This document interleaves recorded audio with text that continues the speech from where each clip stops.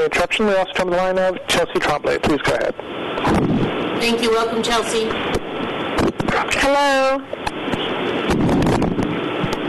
And pardon the interruption, we're now 1 minute away from scheduled start time. Do you wish to start at the beginning of the hour, or do you wish to delay for a few moments? Let's give it another couple minutes there, Martin, and I will have you do your countdown. We'll see you waiting one more family member to call in. Excellent. Well, I think I see them dialing in. 1 moment, please.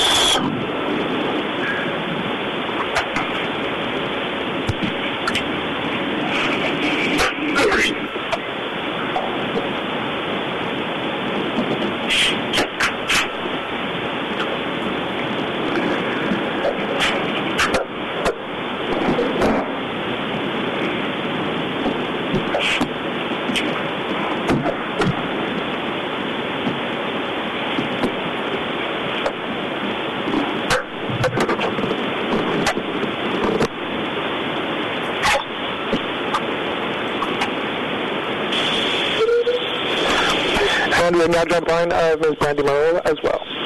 Please go ahead. Welcome, Brandy. Thank you, Martin. We have a full assembly. Will you please do the countdown? Very good. In that case, you're going to hear me count down from 5 to 1. When you hear me say 1, just wait an additional 2 seconds to let the system kick in. So at this time, I wish you all a great conference, and here we go. 5, 4, 3, 2, 1. Okay, I think we're all set up. We're going to call the meeting to order. It's a regular Borough Assembly meeting, August 8th, August 17th, 2020, 6 p.m. So the clerk, please call the roll. Chelsea? Here. Brandy? Here. Jay? Here. Taylor? Here. Mark? Here. Jeff? Here. Bob? Here. Okay, we have a full assembly this evening, so it's now time for the voluntary Pledge of Allegiance. I pledge allegiance to the flag of the United States of America and to the republic for which it stands, one nation, under God, indivisible, with liberty and justice for all. And the next item on this evening's agenda is approval of minutes. We have minutes from the Board of Equalization, regular and special meeting minutes for April 8th, Board of Equalization, April 20th, regular meeting, April 28th, special meeting, and May 4th, regular meeting of 2020. Is there any changes to those? And if not, I'll entertain a motion to approve the minutes from past meetings as presented. So moved. Second. All those in favor say aye. Aye. Aye. Aye. Opposed? Okay, approval of the minutes from past meetings passes unanimously. That brings us to item 4, which is amendment or approval of the meeting agenda this evening. Are there any amendments proposed by assembly members? Okay, all those in favor of moving forward as the agenda for this evening is presented, say aye. Aye. Aye. Aye. Opposed? Passes unanimously. We will move forward with the meeting agenda as presented. Public hearings, item 5, there are none this evening. Bid awards, there are none this evening. So that brings us to item 7, which is persons to be heard related to items on this evening's agenda. So Clerk Thompson, would you open up the airways for the first person on the list, if there are any? Yes, Mayor. Did we want to say anything about the time limit of 5 minutes per speaker? Yes, probably should. It's standard procedure, but some people haven't participated. So yeah, the speakers wanting to talk this evening, there's a 5-minute time limit, and the clerk will notify you. I think that you're still going to use the one short ding and then have 30 seconds left and then 2 dings when the 5 minutes are up. Correct. Okay, so that is the procedure for the speakers this evening. Okay, will you please unmute the first person? Yes, thank you, Mayor Jensen. Martin, if we could please unmute Jackie Peta.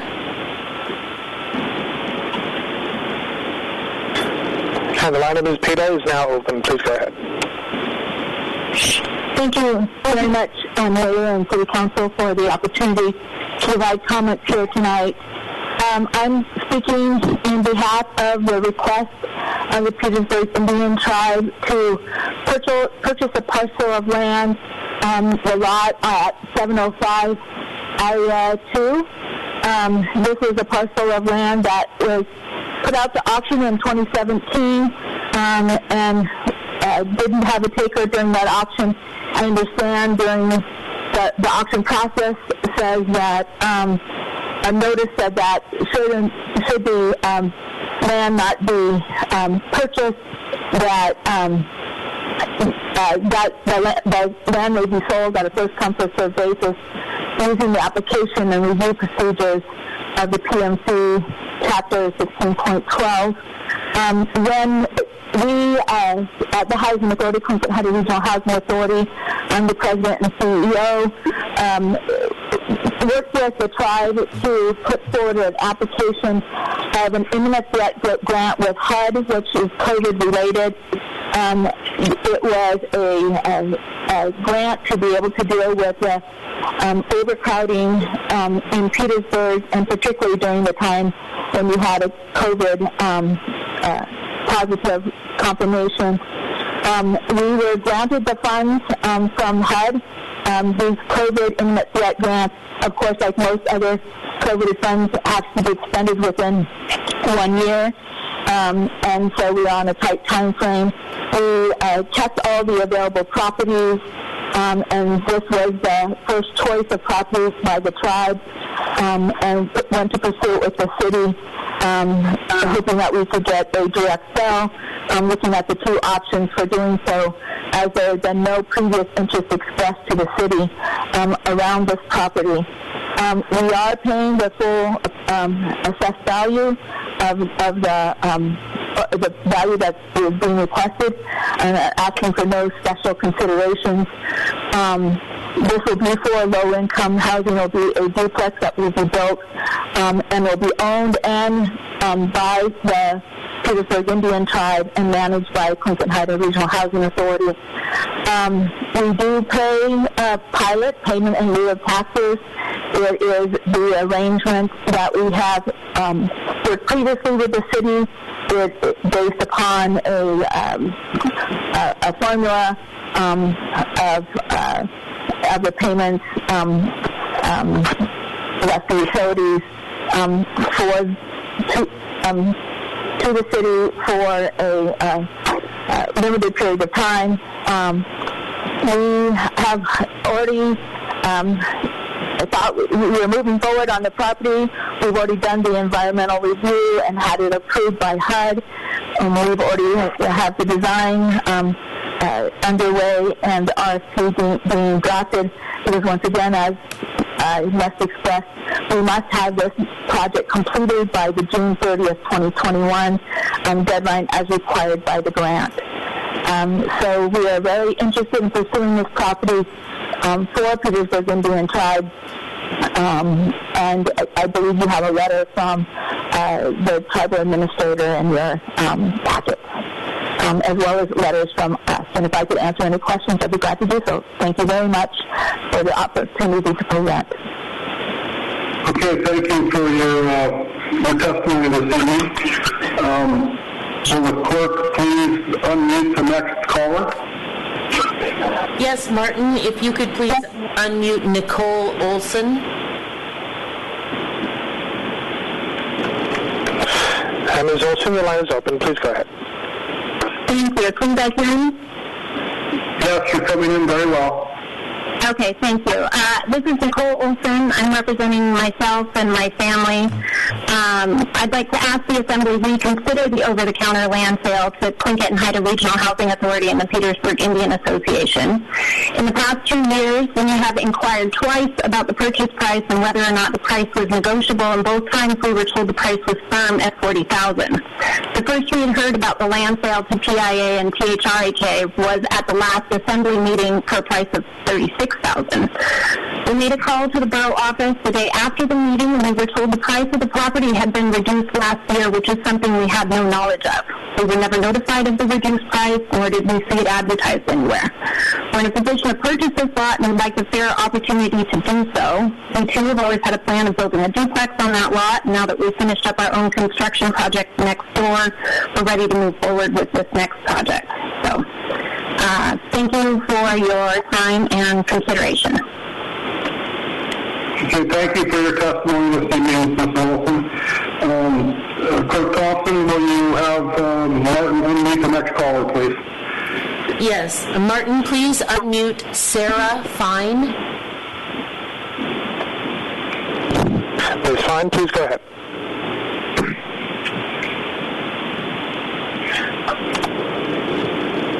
Ms. Fine, your line is open. Please go ahead.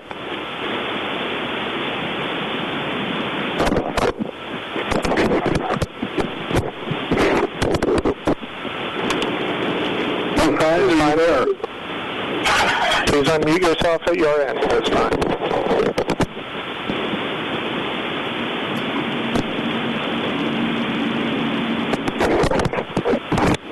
Well, Martin, maybe we should move on and come back to Ms. Fine, see if we can try again on that. That is my suggestion as well. Thank you, Mayor.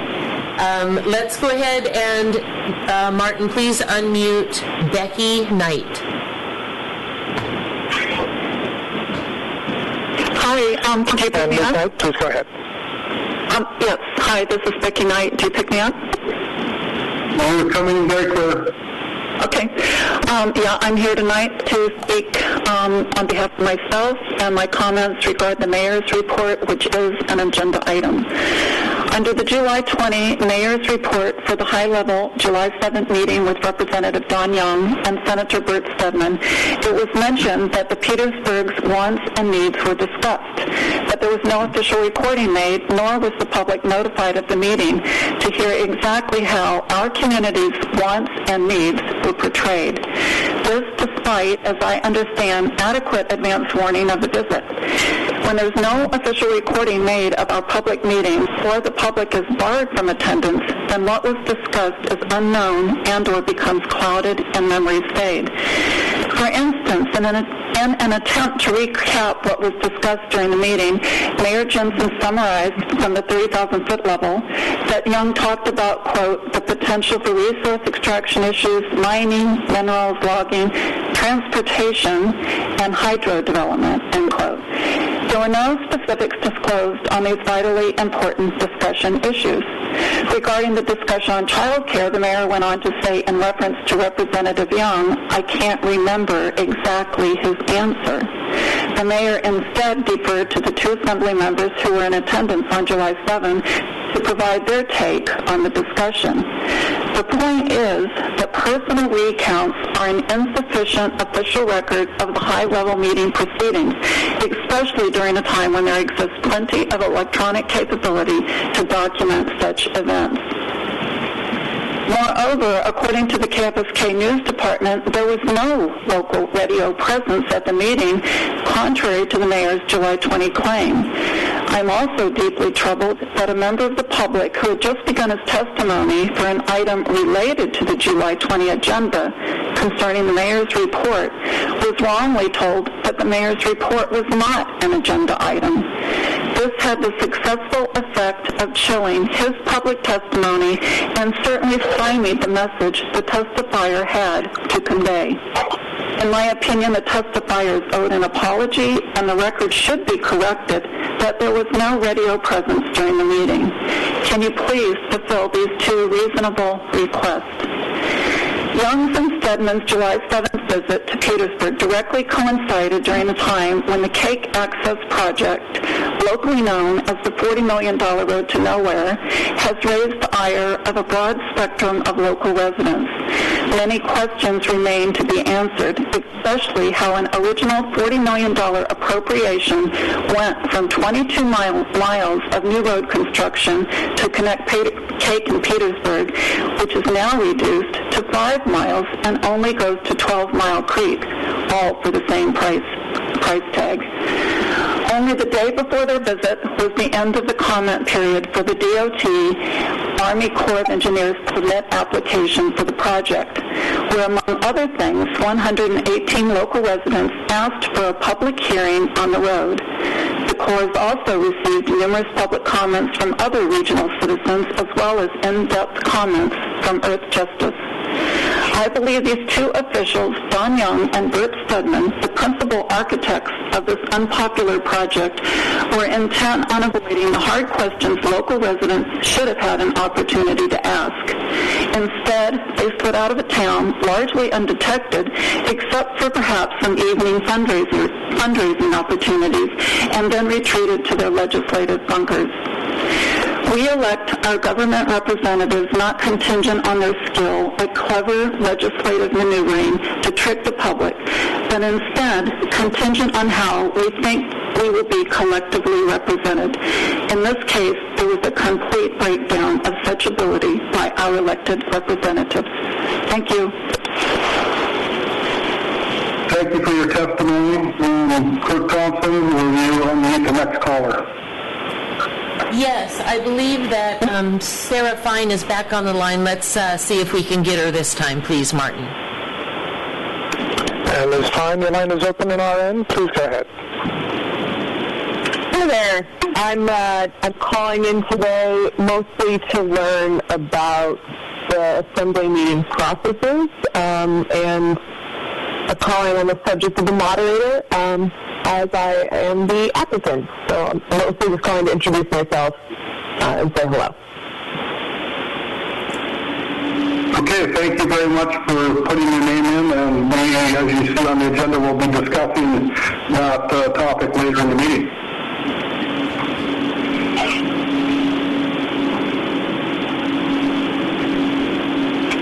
Do you have any other comments? Not at this time. Okay, all right. Thank you for calling in, and thank you for putting your name forward for the moderator. Yes, of course. Okay, Clerk Thompson, will you have Martin unmute the next caller? Yes, Martin, please unmute David Beebe. Mr. Beebe, your line is open. Please go ahead. Good evening. My name is David Beebe. I'm representing the public interest, and my comments are specific to the mayor's report and therefore related to the agenda. I want to thank the Borough Legal Counsel for weighing in on at least one of the elements of my prior testimony regarding the meeting that occurred in the Borough Assembly Chambers on July 7th. That meeting of 5 elected representatives of the public discussing public matters in a public place at the exclusion of public media is not a public meeting at all, according to a legislative amendment of the Open Meetings Act. This is because the Supreme Court opinion I cited was superseded by the Alaska legislature, which simply changed the definition of the word anything. I would have hoped that the attorney might have also weighed in on my concern that the mayor prevented public radio from covering that meeting, but did not explain why. That, in fact, it was a private meeting. Instead, the mayor stated that the radio was present at the July 7th meeting. If anything, this inaccuracy underscores why public radio should be there to record such meetings of visiting elected public representatives. So if anything, my concerns are heightened for 2 reasons now. First, because by citing the Open Meetings Act, All 6 articles of the Statement of Purpose and Intent of the Open Meetings Act were thwarted, and bear repeating here. The Open Meetings Act Statement of Purpose begins with, all meetings of the governmental body of a public entity of the state are open to the public. And the 6 articles that support this statement are, number 1, the government exists to aid in the conduct of the people's business. Number 2, it is the intent of the law that actions of the government be taken openly and that their deliberations be conducted openly. Number 3, that the people of the state do not yield their sovereignty to the agencies that serve them. Number 4, that the people in delegating authority will not give their public servants a right to decide what is good for the people to know and what is not good for them to know. Number 5, the people's right to remain informed shall be protected so that they may retain control over the instruments they have created. And number 6, the use of teleconferencing under this chapter is for the convenience of the parties, the public, and the governmental units conducting meetings. My second concern is that there exists a reasonable explanation of why both Senator Stedman and Representative Young refused to meet with the general public as they were campaigning for re-election while in the midst of a highly controversial Cape Road project which fits a disturbing historical pattern. I'm referring to the unprecedented congressional outrage directed at Representative Don Young's Coconut Road scandal, revising legislation after it was passed, and prompting a 4-year FBI investigation probe of corruption of Representative Young.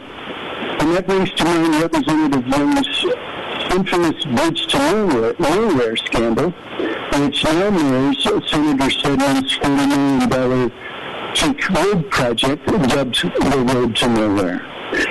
This project, historically opposed by the 3 most directly impacted communities, was no doubt counter to both re-election campaign objectives. So in conclusion, I would hope that any future borough meeting or visiting elected representatives of the people have some official record of that meeting, and that never again will the mayor invoke the Open Meetings Act as an excuse for why a meeting of public officials regarding public matters refuse to hold a public meeting. Thank you for this opportunity to speak. Thank you for your testimony, Mr. Biddy. Please unmute the next caller, Clerk Thompson. Yes, I believe we have one more caller, possibly for persons to be heard related to the agenda, and that is Stephen Barry. Okay, thank you. Mr. Barry, your line is open. Please go ahead.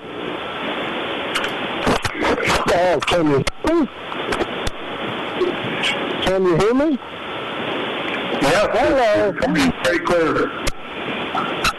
I really don't have anything to say. I hope you got the letter I sent today. And it's just about transfer of the land out there to Taylor Pilar. Okay, thank you for your support for that, and we will be talking about that later in the meeting this evening. So if you have any other comments, continue please. If not, thank you. Yeah, I don't have any more comments. If you have any questions, feel free to talk to me. Okay, thank you, Mr. Barry. Okay, thank you. Okay, Clerk Thompson, are there any other participants for persons to be heard related to the agenda? I do not believe so, Mayor Jensen. I believe there is one person for the next agenda item. Okay, that will move us to item 8 on tonight's agenda. Persons to be heard on items unrelated to today's agenda. Can you please unmute the first caller? Joni Johnson, please, Martin. Thank you. Ms. Johnson, your line is open. Please go ahead. Hey, thank you. Good evening. I'm representing a group today by default, so I wanted to let you, as the mayor and the Borough Assembly, know that there has been an ad hoc group working to try and find solutions for families that have that extra child care burden with the shifting COVID world, between school schedules and the change in the presence of after-school activities. So between Petersburg Mental Health Services, Share Coalition, Stedman Partners, and Ed, and we've been working with the K-5 providers, After School Academy, Eagles Nest, and Kinderskog. Heather Kahn is an awesome instigator and has been the liaison at the elementary school, and the Petersburg Community Foundation has been working to bring all of these groups together to come up with solutions. And the first, between the capacity issue and the financial need for families, the first piece we're tackling is, the rest from the borough to care that family. So hopefully we'll be able to have you add an action item for the September 8th meeting. I'd like to just provide a little bit of information here, if I may. In the spring during the school shutdowns, families were dividing their time between work and home. Children were home alone or home taking care of younger siblings. And as we all know, it was incredibly stressful and not the best situation. We have the opportunity to avoid much of this with financial support that will prevent some families from having to choose between child care and putting food on the table. So we are requesting that the borough provide $50,000 to fund child care financial assistance in the form of child care credits, and we'll be present for the September 8th meeting, so I'm sure you'll have some additional questions. But please, thanks for your attention. Hope you'll read that letter, and we're working on behalf of families that are incredibly stressed. Thank you.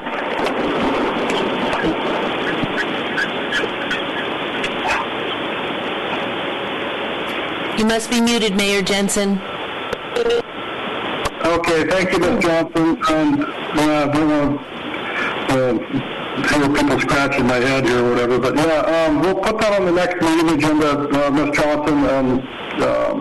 Sorry we didn't get it in time for this meeting, but September 8th we can address your request then.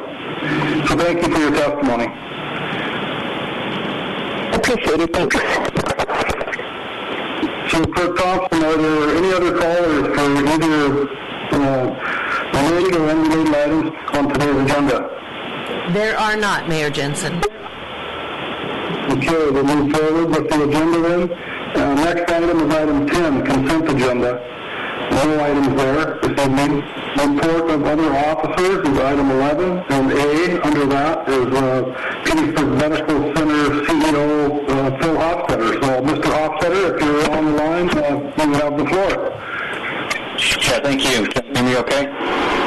Yes, you're very clear. Just a few updates from the hospital. We're beginning to evaluate how we deliver health care with the COVID-19 pandemic as part of long-term planning. So a couple of considerations and goals for Petersburg Medical Center involve obviously our COVID-19 readiness and response, includes surge readiness, as well as working with the Borough Incident Command, Borough entities, assisting with asymptomatic testing, screening protocols in our symptomatic respiratory clinic.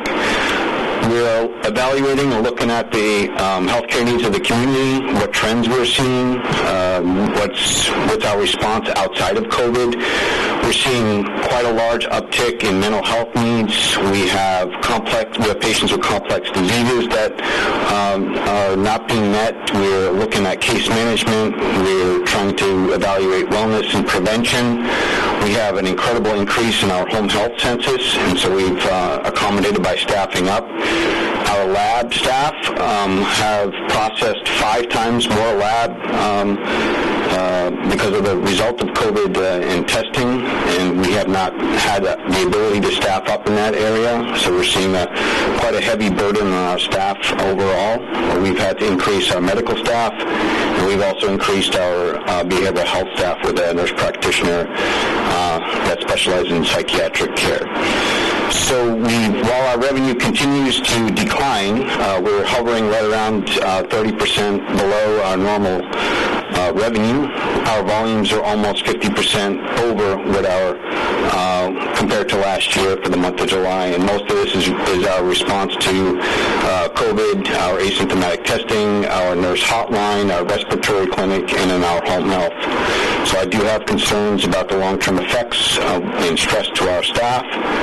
We have to monitor burnout, patient safety, and then we also have to try to meet the demands of providing care and evaluate ongoing testing. We also have had, as you know, we had a special board meeting to approve some of the CARES Act requests, which was quite significant.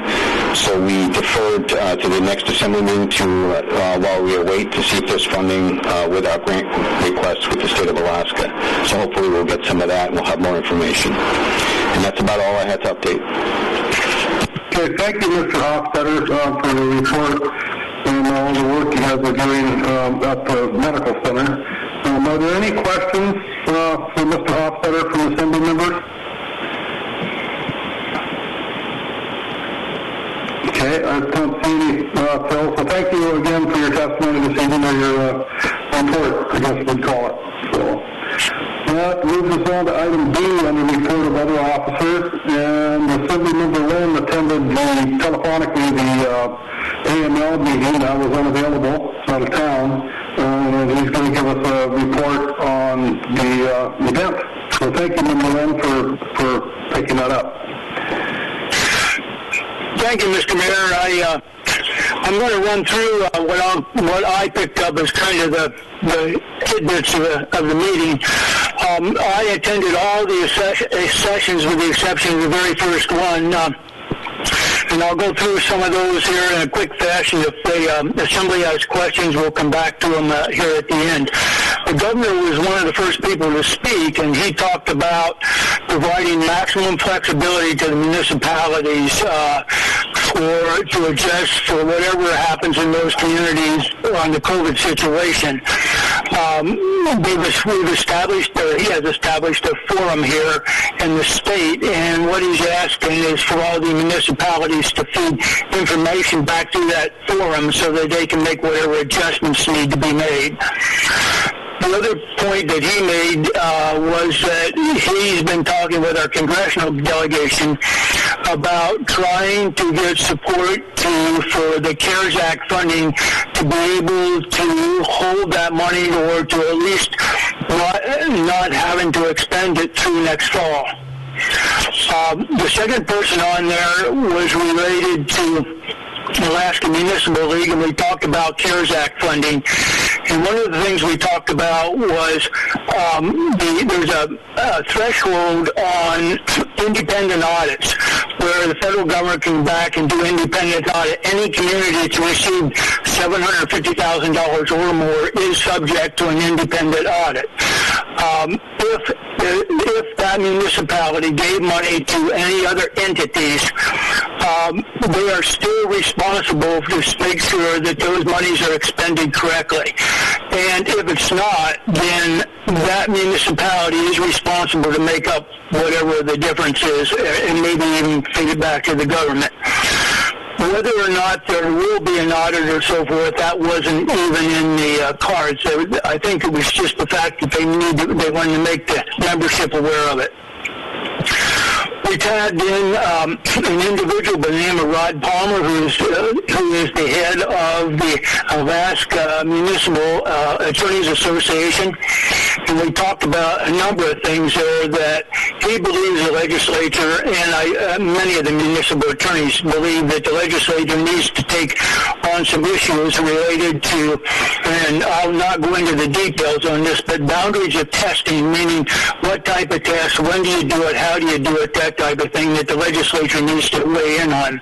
Including that would be emergency family leave, child care, and related to the public health mandate. And he and a lot of the municipal attorneys think that we need to take a stronger position in the state related to those, particularly in terms of legislation. We talked about public records related to body cameras, how it's held, what's used, and he strongly recommended that every municipality get an ordinance in place related to the records, the body camera records, how they'll be used, how long they'll be held, when are they available, who are they available to, who's responsible to make that determination. Related to some other cases, particularly in Anchorage and in Juneau related to this. And anyhow, that was a strong recommendation of theirs.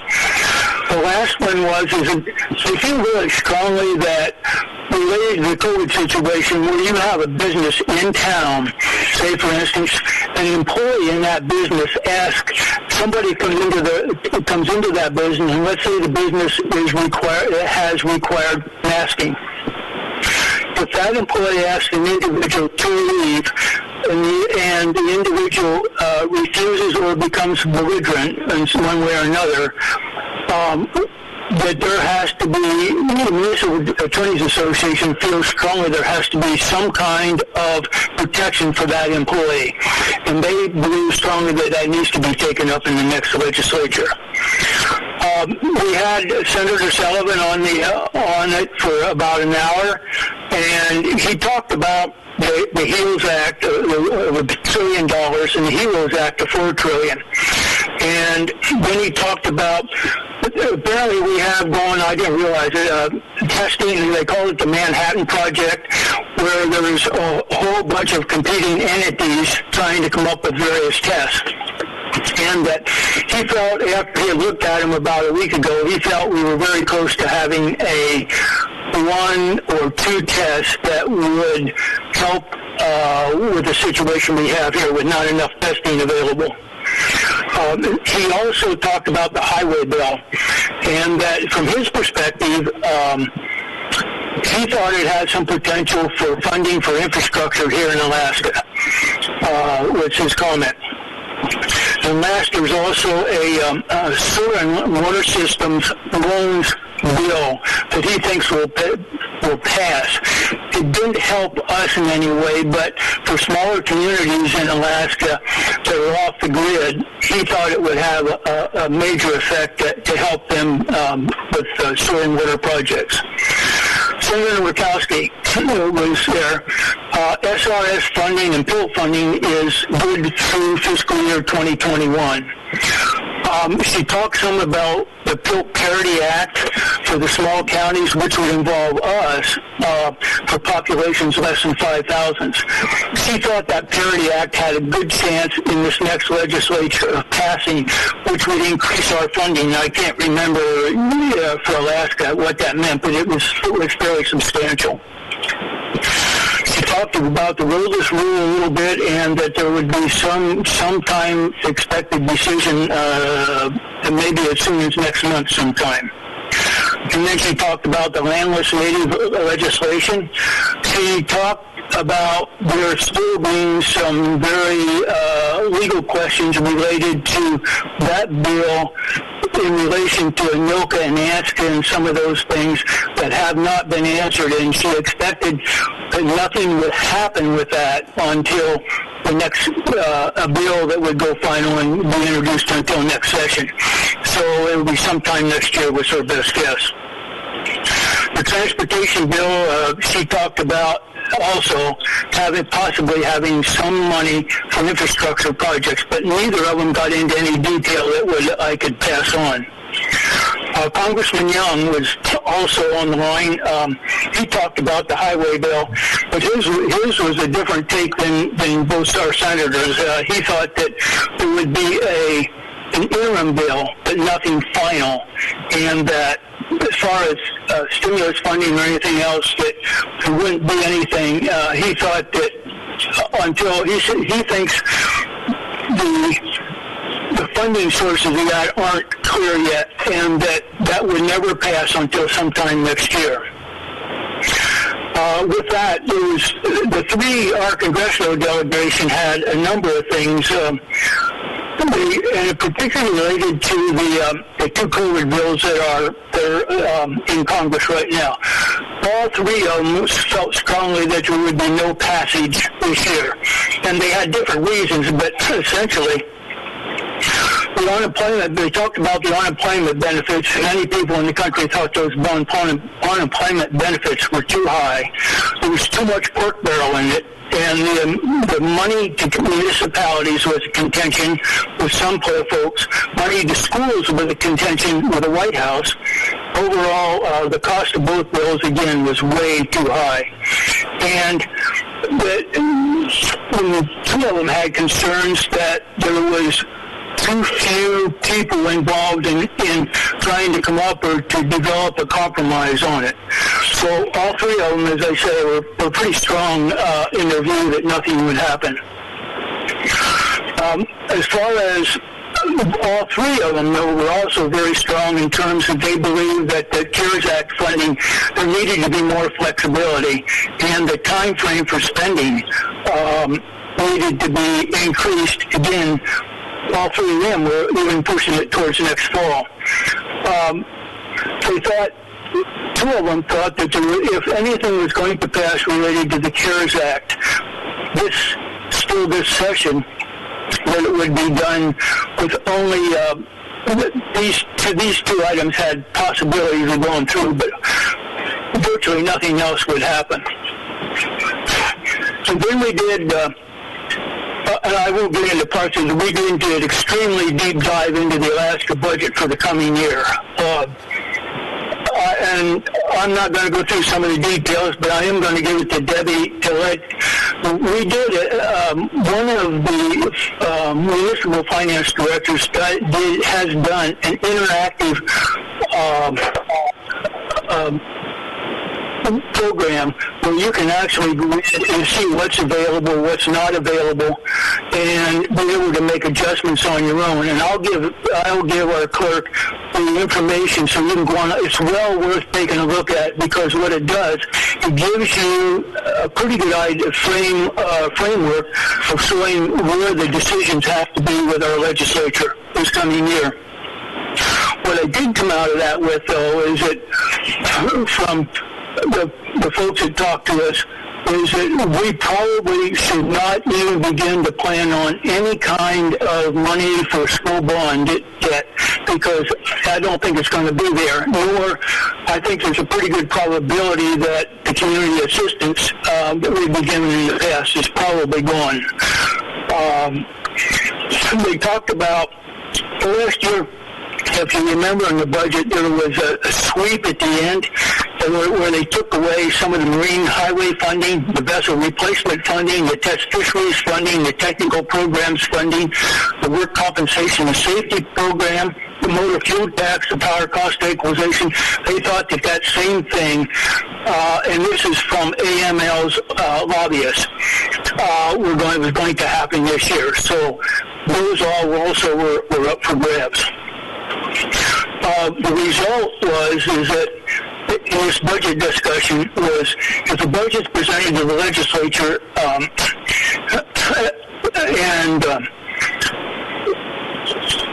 with a full PFD, there is a budget deficit of $2.3 billion.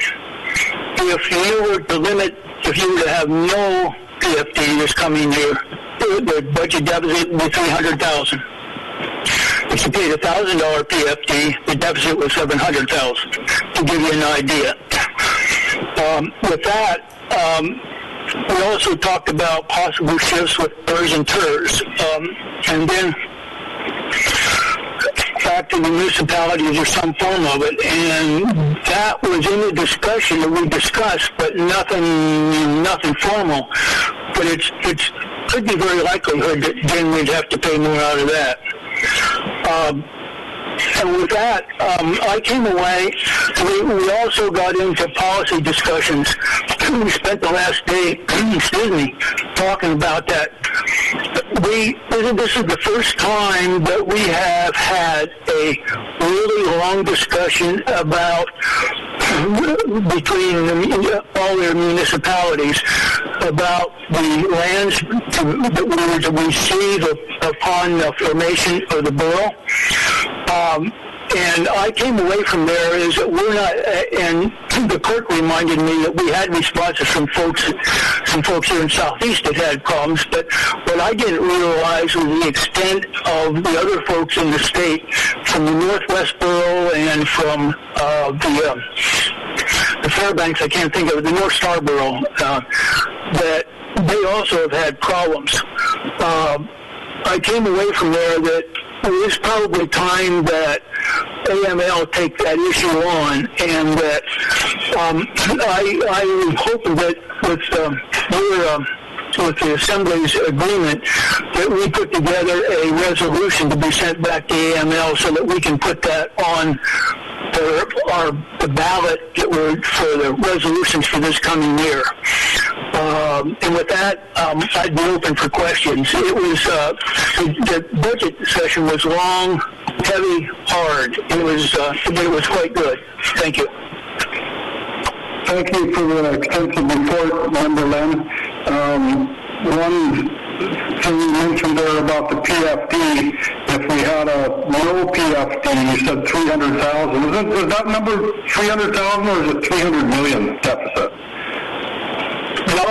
No, they told us it was 300,000 deficit is all we'd do if we had zero PFD. And, okay. Go ahead.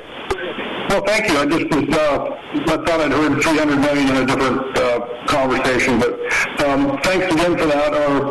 Any other Assembly members have questions for Member Lynn on the AML meeting? Okay, thanks again, Member Lynn, for participating and filling us in. Okay, that brings us to the Mayor's report. Let me get it up on the screen here.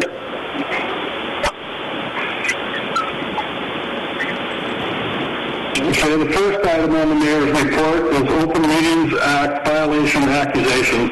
And this is what a couple of people talked about earlier, the views related to the agenda. I do take the Open Meetings Act very seriously, just so they realize that. At the August 3rd, 2020 Assembly meeting, during persons to be heard unrelated to the agenda, Borough resident David Beebe referred to possible Open Meetings Act violations regarding a meeting with Congressman Young and Senator Stedman that was attended by 3 Assembly members and Manager Giesbrecht in July. The Borough attorney was asked to listen to Mr. Beebe's testimony and provide an opinion on whether the meeting in any way violated the Open Meetings Act. This is our attorney's opinion. Mr. Beebe's unsighted Alaska Supreme Court quote to the effect that the question was not whether a quorum of a governmental unit was present at a private meeting, rather the question is whether activities of public officials have the effect of circumventing the Open Meetings Act.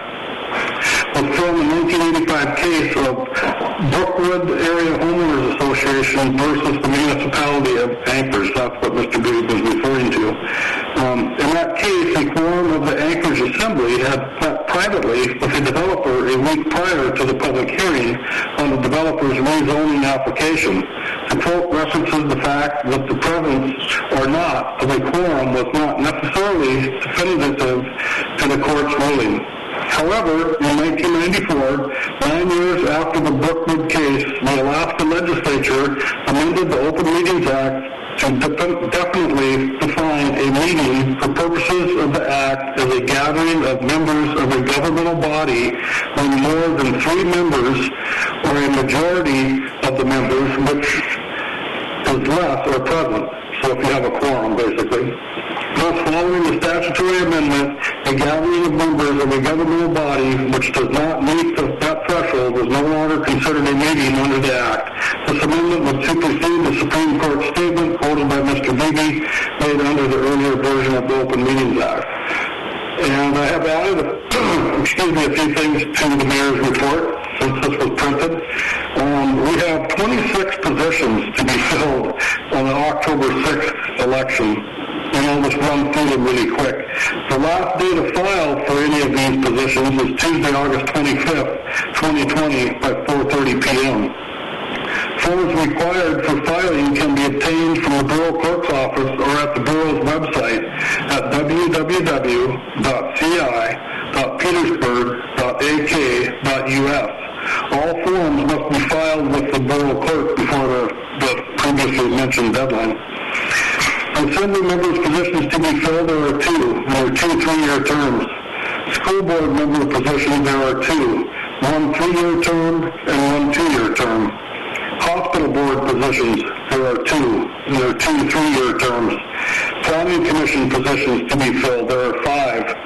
3 3-year terms and 2 2-year terms. Harbor and Port board member positions to be filled, there are 3, and they're all 3-year terms. Library board member positions to be filled at the election, there are 4. 3 3-year terms and 1 1-year term. Parks and Recreation board member positions to be filled at the election, there are 5. 2 3-year terms, 2 2-year terms, and 1 1-year term. Public Safety board member positions, there are 3 2 3-year terms, and 1 1-year term. So there's quite a few positions to fill, and I hope we have interest from members of the community.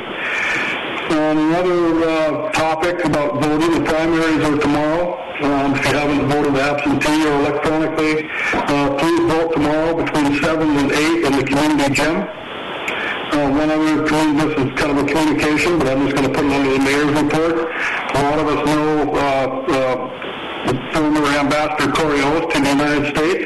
He will no longer be the ambassador to the United States as of September 1st. We communicated back and forth earlier this week. His new position will be ambassador to Israel, which starts 1st of October. I wished him well in his new position and invited him back to Petersburg at any time.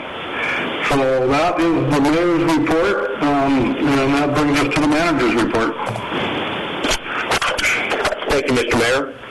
The Power and Light staff has continued the substation refeed project. There's been some additional cleanup of the dead-end pole in the parking lot, as well as removal of many abandoned conductors left over from the 2400 days. Mechanics for the 21 reseal project are on site. We anticipate the work being completed in about 10 days. Sandy is taking over the incident command duties for the Emergency Operations Center in Carl's absence, and she will do a great job. The Alaska Travel Portal went live August 11th, which means everything at the airport is electronic. Been kind of a big learning curve at the airport for the travelers. Screeners are getting familiar with the portal too, and thanks to everyone for helping put the tents back together a week ago Sunday after the big rain in windstorm. Emergency calls for fire and EMS seem to be picking up. Our responders continue to respond to all calls wearing face coverings. Search and rescue is ready to help however they can. They had an almost call, but was resolved with the help of the Coast Guard. Thanks to Petersburg Medical Center for offering the second round of asymptomatic COVID testing to first responders and the manor. The process was very quick and efficient. Test results came back in 3 days. Harbor activity is very quiet. Though a fraction of the usual traffic coming through, we are starting to get a higher number of inquiries about overwintering here. All tour ships have canceled for the 2020 season. The U.S. Census Bureau announced it will be ending the census count on September 30th, 2020, 4 weeks earlier than previously announced. As of August 10th, Petersburg's response rate is 50.2%. Alaska's response rate is 50%, which ranks second to last in the United States. The national response rate is 63.3%. The results of the census can have major impacts on certain grant funding that are population-based and demographic-based. Rose provided comments on the basic ferry service needs for Petersburg at the Alaska Municipal League meeting. Many coastal communities participated and stressed similar issues regarding need for service to support commerce, visitor industry, school activities, health needs, etc. The meeting was recorded and presented to the AMHS Reshaping Group in response to their request for information. Rose is fielding multiple questions per day on federal and state economic support programs and continues to be a big help to the community when folks have questions about those programs. The Borough's grant to the Sons of Norway will be matched by the Rasmussen Foundation. The Sons will receive an additional $5,000. This is the third grant received under the program for a total of $25,000. Thank you to the Alaska Municipal League and the Rasmussen Foundation for their support of arts and culture organizations in Petersburg. Building officials tracking 35 active building projects and an additional 18 that are intermittently active. Assisted living and elderly housing, fire panel power supply card is still not done. Johnson Controls ordered the parts and they have not yet arrived. We continue to do hourly fire checks in both buildings, documenting and faxing to the fire marshal. Petersburg Police Department has received numerous calls about bears getting into garbage cans and walking around town. Officers have been responding and deploying less than lethal rounds to scare them off. All bear incidents have been documented and reported to the Alaska State Wildlife Trooper and Alaska Department of Fish and Game Biologist. The police department is constantly assessing the bear situation for future actions. Residents are strongly encouraged to keep garbage inside if possible until pickup day. If garbage must be stored outside in the can, please secure the can lids with rope, bungee cords, or a ratchet strap and make sure you can remove those items when the can is set out for pickup. The manager is working with staff to revise recruiting materials for Parks and Recreation Director. I still have hope to have contracts or MOAs revised with Viking Swim Club, the school, and other organizations prior to beginning the process. The pandemic has definitely slowed this down. Wet conditions continue to hamper our efforts to keep roads graded and potholes filled. The wet weather has allowed the crew to work on brushing and ditching projects that normally take a back seat to grading and dust control in the summer months. Sanitation rate study has been distributed to the Assembly and the local press. It will also be posted on the Borough's website for public access by anyone interested in reviewing the information. We're also trying to work with the vendor to get a hard copy printed. The online version does not print well. Solid Waste Baylor has experienced several control-related outages in recent weeks. We are working with the equipment supplier to determine the cause and may ask them to come back here because we're not happy with the ongoing concerns. We had a technician brought in to look at the carpenter ant infestation in the municipal building. Treatments have been applied, and we're hopeful that the problem will be resolved without any additional measures in the future. Susan Harai at PIA has told us they have enough money available to do the full scope of the sidewalk project near the grocery store. Planned sidewalk improvements for this season include the north side of 12th Street from Haugen to the PIA building, the north side of Haugen from 12th to 13th Street, and the west side of 13th Street from Haugen to Joa. In 2021, as long as the PIA board approves their expenditure, they're planning to install sidewalk along the south side of 12th Street to the corner of Haugen and along the south side of Haugen from 12th Street up to Hammer and Recon. Reopening Parks and Rec is going great. Excellent turnout in the pool with all swim sessions offered. We're hoping to open up more times as our lifeguards return and school schedule permits. We intend to host another lifeguard class in mid to late September, and the fitness center reopening is also booming with most demand placed on the weight room. The high school weight room remains closed, although many have asked about it. We're trying to keep students and other participants separate, so that will likely stay closed to the general public. We've had adaptive summer swim sessions for the past 3 weeks at the pool. Those seem to be going really good with a small group summer school pool party scheduled for the end of last week. Also, we had opportunity for small blocks of time for Petersburg Medical Center physical therapy use of the leisure pool for patients. The Viking Swim Club board reviewed the mitigation plan last night and will be submitting their plan to the EOC upon board approval, as stated by Ben in a phone call last week. This process is also continuing for the Ragnarok Rollers and the AAU basketball contracts and mitigation plans. That's it.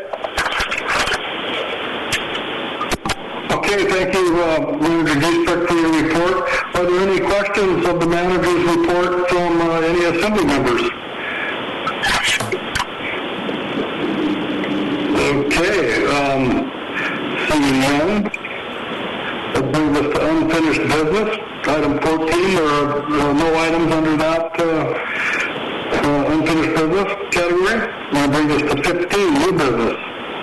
This is Resolution 2020-14A, resolution of the Assembly of the Petersburg Borough approving the disposal of borough land by sale to Plinkett and Haida Regional Housing Authority, or Resolution 2020-14B, a resolution authorizing the public sale of parcel number 01-006-484 located at 705 Iowa 2 Street by sealed competitive bid. We have a few people testify on this resolution earlier on either side of this issue. We kind of give a little history. The one speaker did, when it went up for public auction in 2017, I believe. Maybe I got the dates wrong. I'll look back to my notes. But anyway, it went up for public auction. No one bought it at the auction.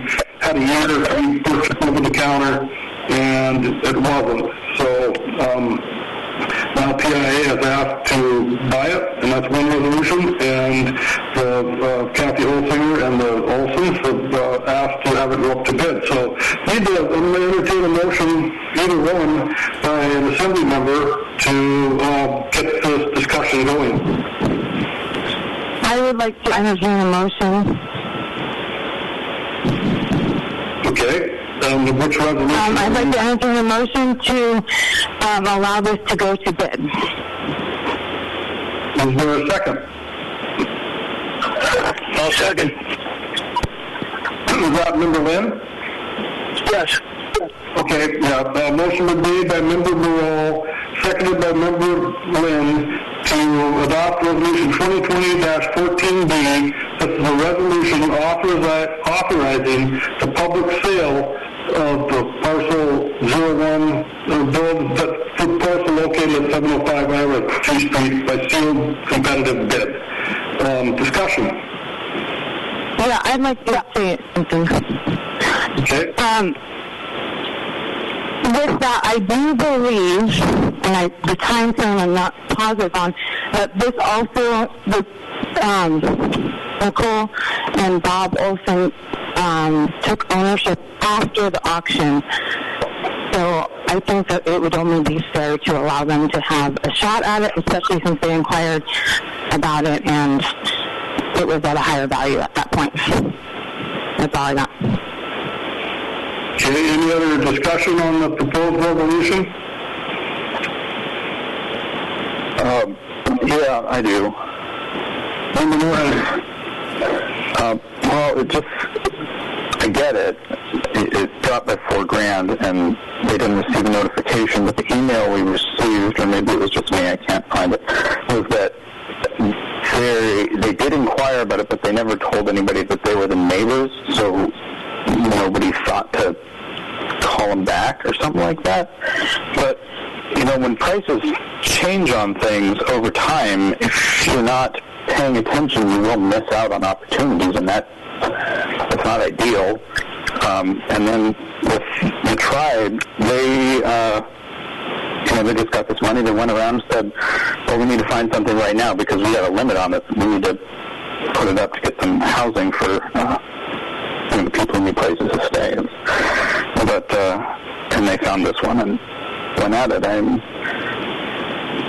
a little conflicted on it. I see both sides here. It's not awesome, but we got a time limit on one, and I don't think I can support this resolution in particular. Okay, thank you. Member Noham, are there any other discussion or input from assembly members on the resolution that is before us? Mr. Mayor? Member Ricci. Yeah, thank you, Mr. Mayor. Yeah, I'm in favor of the competitive bid. If we only had one party who was interested, I don't think it'd be an issue, but I think we need to make sure that we do what's best for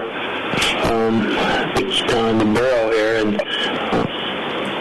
I think we should go with a competitive bid. A question I have for the city clerk: if we do pass this resolution, how soon can a competitive bid be done? Thank you. Thank you, Member Rich. I had the same question. Clerk Thompson, can you give us a time frame for moving forward with the competitive bid process? Yes, let me pull up my calendar here. Attorney Heidemann and I have been discussing this. I will need to, if we go with a competitive bid, I will need to advertise in 2 consecutive newspapers the sale. So that would be this Thursday and then the next Thursday. Where am I here? So that would be the 20th, 27th. And we would send letters out. And so we could be looking at the first week of September possibly for a competitive bid. Although, hang on, I think in the resolution it says, I think we picked a day. Hang on. Let's see.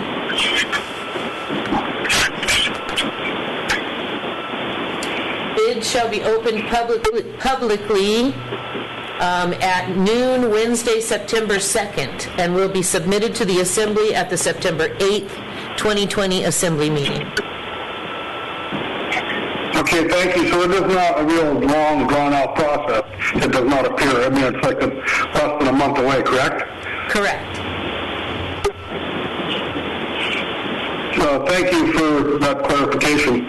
Any other discussions? And this is resolution, let me get back here, 20-14B, which would put this parcel on 705 Ira 2 Street up to competitive bid, and it would be done by the middle of September. So if there's no other discussion or input, will the clerk please call the roll?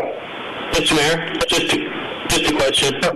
Member Meacham. Yeah, thank you, Mr. Mayor. So just so I'm clear here from the clerk, that so we'll get the 2 notices in the newspaper, and letters will be going to, who do the letters go to? They go to adjacent property owners.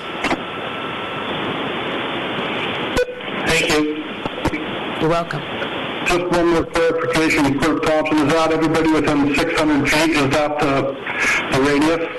You know, I don't think that in this case it's the 600 feet radius. I think it's just property owners that are either next to or adjacent to, across the street from, that kind of thing. But anybody in the immediate neighborhood would get a letter. Okay, thank you. So is there any other discussion from Assembly members? One. Okay, Member Ryan. Just that will we put every lot that goes for sale up to competitive bid every time, or we make an exception here because somebody inquired about it after the fact? From the conversation I had with the clerk, I believe it is in code that we can, as an assembly, if it's for the benefit of the community, to circumvent the competitive bid and sole source it. Is that correct, Clerk Thompson? Yes, that is correct. Code says that if the Assembly finds it in the best interest of the borough, a direct sale may be made. Okay, thank you. Okay, that'd be interesting for the public and for Member Norheim. So, any other discussion or input on Resolution 2020-14B? The clerk call the roll. Brandy? Yes. Mark? Yes. Chelsea?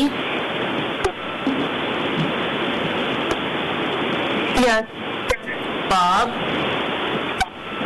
Yes. Jay? Yes. Jeff? Yes. Taylor? Yes.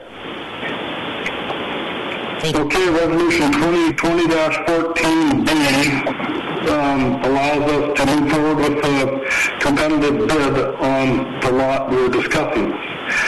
So that moves us on to the next item under new business. B, assignment of lease from Alaska Yacht and Vessel Services to 13 Marine. We had testimony from about this earlier today, and also other correspondence. And what it is Steve Berry, he talked earlier, he owns this lease under Alaska Yacht and Vessel Services. It's with the Scout Bay Turnaround.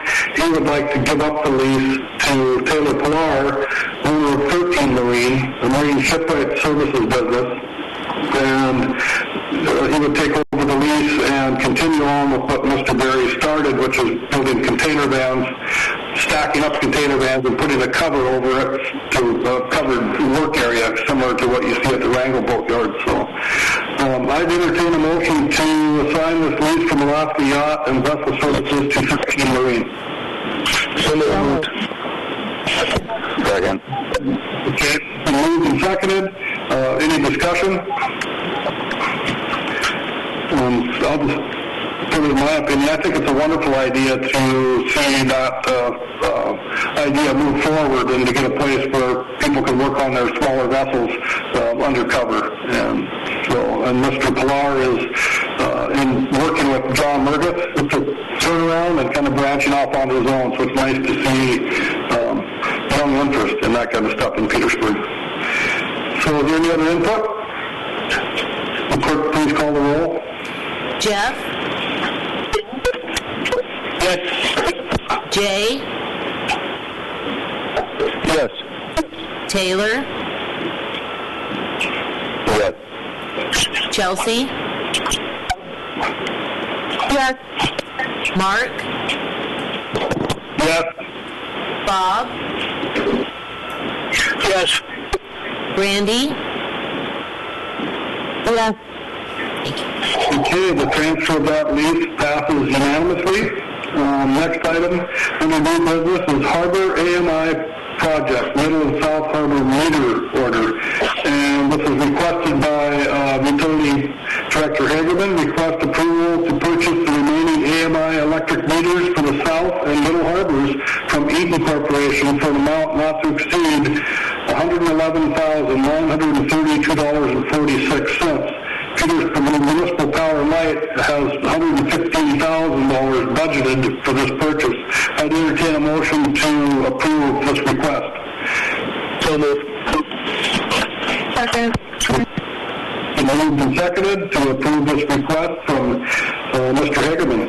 Any discussion? I think it's a good request. I think we've used this company before to do the test meters, and we can run them remotely. It would be nice to be able to do that in the whole harbor. So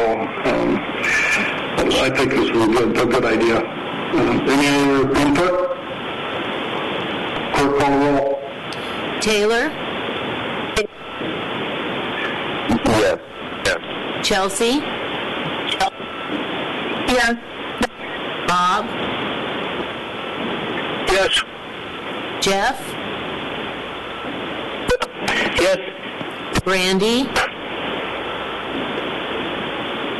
Yes. Jay? Yes. Mark? Okay, this request. Yes. Thank you. Unanimously, I guess I knew I was going to vote yes. So next item under new business is a letter to Department of Transportation Public Facilities regarding the Alaska Marine Highway System's proposed 2020 winter ferry operating plan. We received the letter on the 10th, I believe, and the deadline for comment was the 14th. And there's going to be no teleconference involved in that for public input. And I think their plan is fairly inadequate.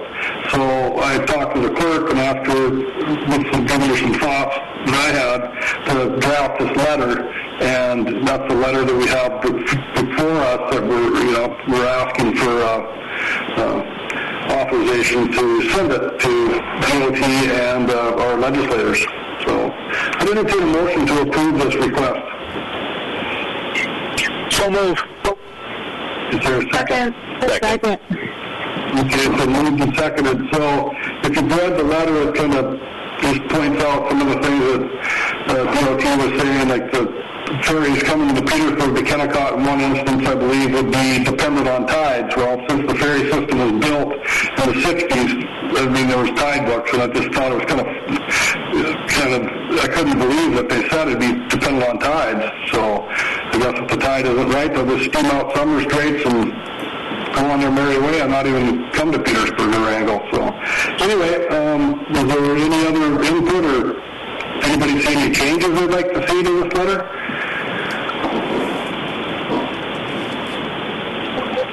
Clerk, call the roll. Jay? Yes. Taylor? Yes. Jeff? Yes. Mark? Yes. Brandy?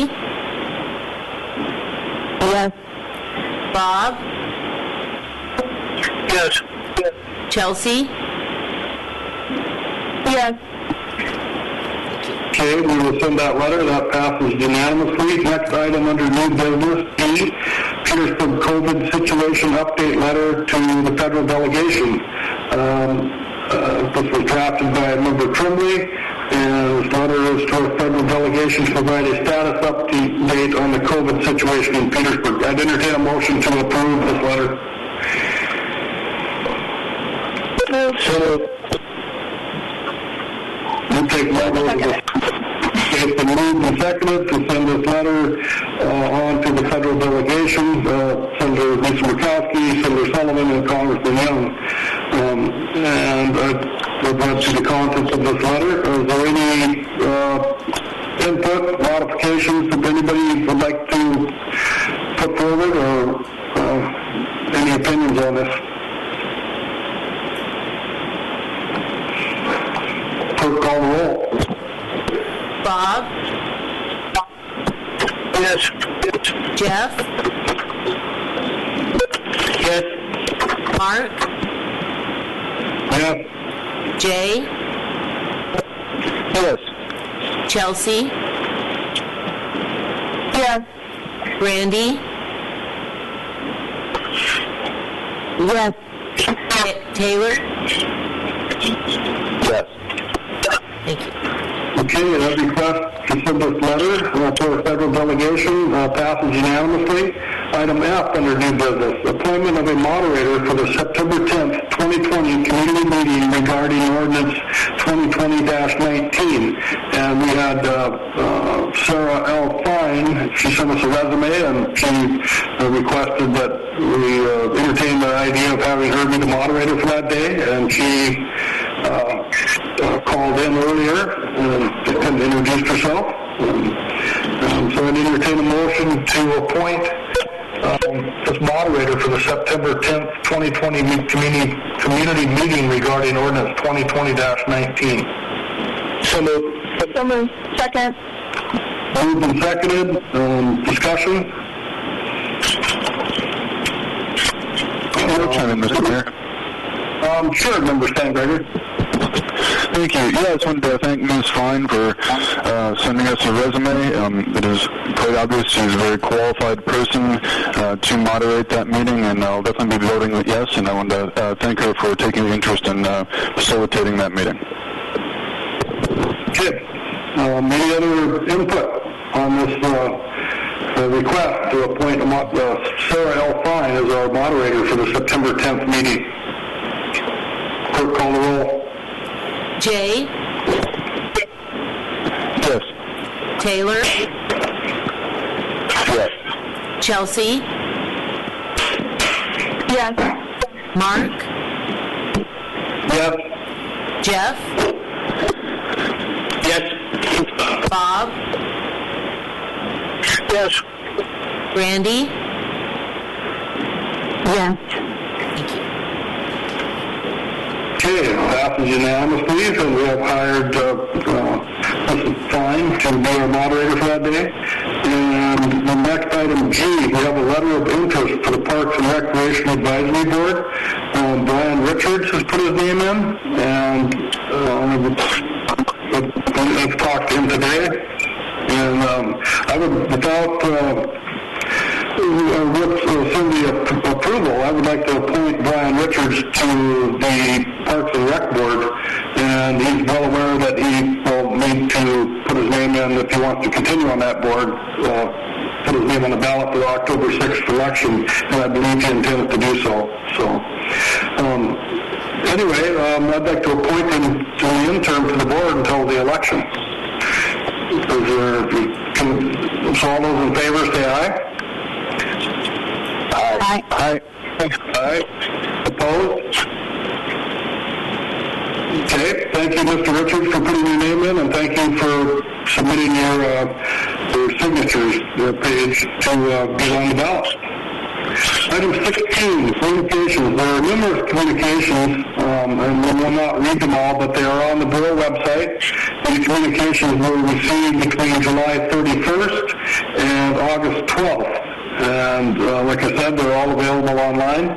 And hopefully we will get back in one of these days to having public meetings where people can come and give their communications personally. So, assembly discussion items is item 17. Item A on there is Alaska Natives Without Land. Assembly member Tremblay requested this discussion item, and I saw it on the agenda, and I asked, there's a copy of the draft bill, which it sounds like there's some modifications that need to take place, according to Member Lynn's report from what Senator Murkowski said at the AML conference. But we've got a copy of the questions that were put together by Liz Cabrera to our lobbyists, and we just got the answers today, and some of them aren't totally answered, but we also got a copy of the maps. I had this clerk or the manager put those in everybody's boxes. So anyway, Member Tremblay, would you like to take the floor and start the discussion off? Yeah, thank you, Mr. Mayor. I'm not really sure where to start with the background. We had members of the community come to us on this topic. I had to go through my past agendas to find it, but it was December of last year. We had Nicole Hollingstad and I think two more, but I didn't get their names, come to speak to us that this was coming up, and we were receiving information that our input as an assembly, there was a level of urgency about having our input coming to Murkowski's office on this topic, and it's a pretty amazing moment. The Alaska Native Claims Settlement Act excluded a few communities in Southeast Alaska, and let me make sure I find them. Haines, Ketchikan, Petersburg, Teneke, and Wrangell were not listed under the Act, and this will seek to rectify that. And it will be pretty complicated, and so the questions that we sent to Senator Murkowski's office included asking about future SRS payments and how that would affect the borough, and their response was that there may be small impacts. So I guess I just wanted to bring this to us because we haven't ever talked about it as an assembly, and they're asking for our input as an assembly. And so I guess I'm just here to bring it up and see what people have to say, but this is a pretty important topic to be talking about now, and it will be coming at us more in the future, and so I'm curious if Member Lynn had any other details from the AML conference on the topic, or if Manager Dietrich wanted to fill us in on his conversations with our lobbyists and with Murkowski's office. I figured we should talk about it if we're going to be trying to put a letter together. Okay, thank you, Member Tremblay. Member Lynn, do you have any other thing to say to expand on what you said earlier? I've essentially said what was discussed. I got the feeling from Senator Murkowski in her discussion is that she had received, or they had received, other questions both from the administration and other folks that really needed to be looked into in more detail, and that's simply all. That's where the conversation ended. Okay, thank you. Manager Dietrich, I think you pretty much outlined what your communications with our lobbyists in Washington, D.C., but is there any input you have this evening? The only thing is one of the questions that I gave you the earlier answers to, the lobbyists came back and said, oops, they got a different answer. That was number 7 about the subsurface rights. The new native corporation will own the subsurface rights. So the document you have in front of you says they will not. That is not true now. So, and I have to defer to Member Lynn. My information is coming through our lobbyists, and they were, saying that we, from the Assembly's perspective, probably need to go on the record, in early September to make sure it got included when the Senate and House get back in session. But if Senator Bukowski said something different, then that's probably more up-to-date information than I have.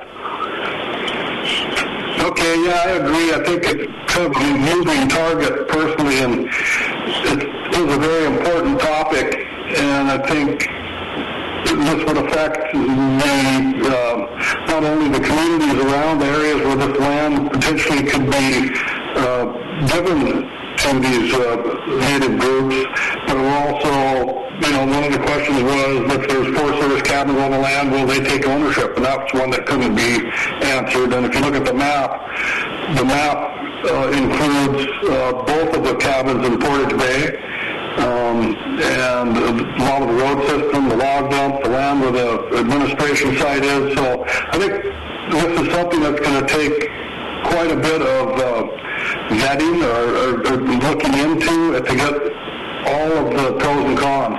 And so it'd be interesting to hear from Senator Bukowski's office. Maybe we could get that information through her Sherry Klein and Ketchikan to see where this bill is, and make sure we give it as much time as we can before we have to take a position. That's just my opinion, but I appreciate us talking about it. I mean, it's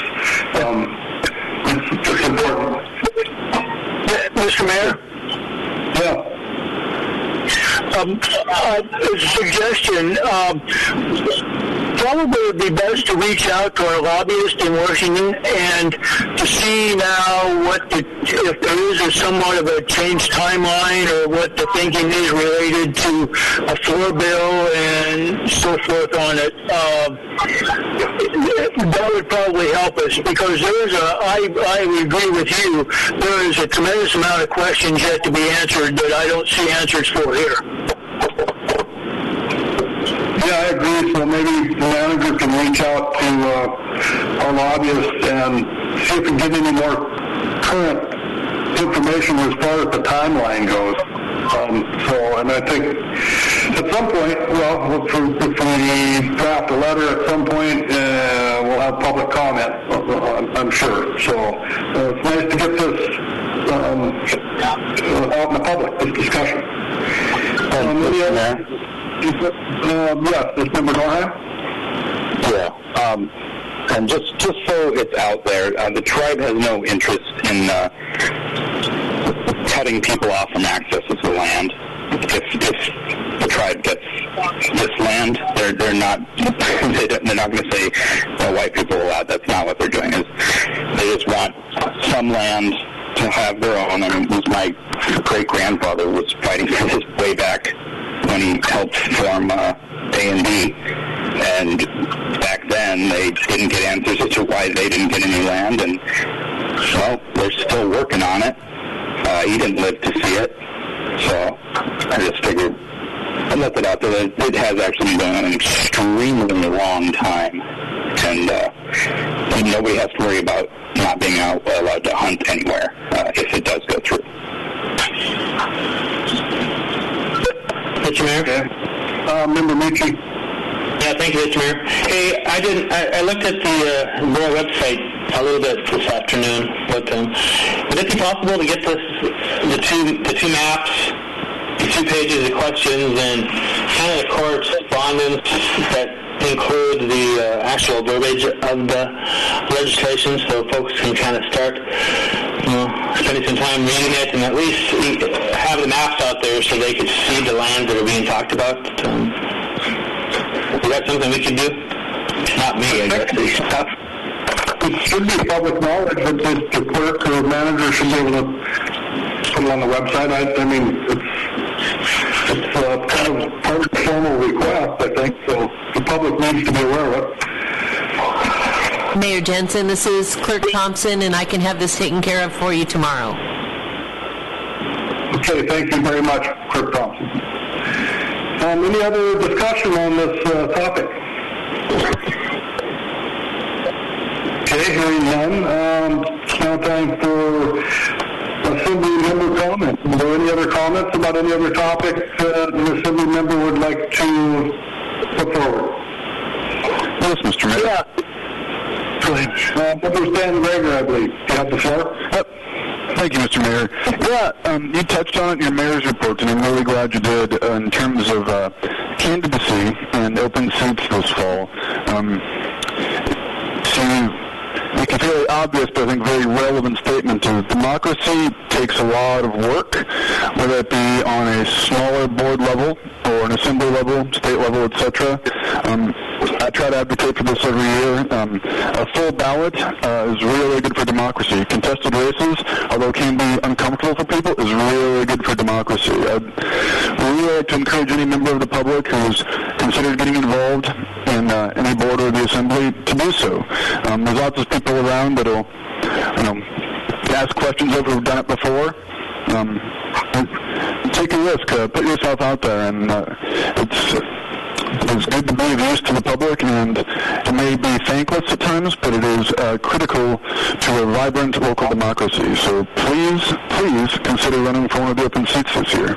And I thank those in advance who do. That is all. Okay, thank you, Member Stanton-Blazer. And there was someone else trying to get the floor, and I didn't...